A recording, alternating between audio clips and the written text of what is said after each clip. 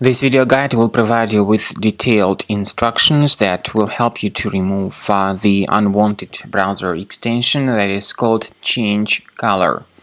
Change Color is the extension designed specifically for the Google Chrome browser.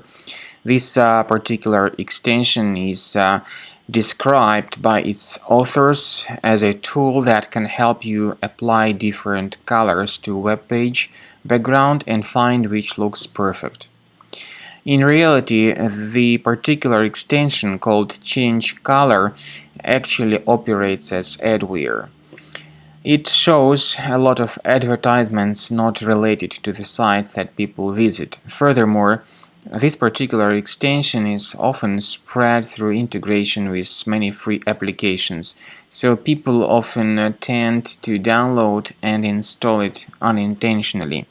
In case this Change Color extension was added to your Google Chrome by mistake, access the menu, go to More Tools, choose Extensions, then disable this extension and remove it completely. Finally, I recommend that you research your computer with Combo Cleaner Antivirus. The best place to get it is on the official website combocleaner.com. Use this green download button, install the program, and begin carefully researching and investigating your computer in order to detect and eliminate other threats from your device. After you have successfully downloaded and installed Combo Cleaner Antivirus, it will be in the trial mode, so only the quick scan option is available. Click on Start Scan button. The program will first of all update its antivirus database for proper malware detection and elimination. You will notice that most likely the program will start identifying certain threats on your computer.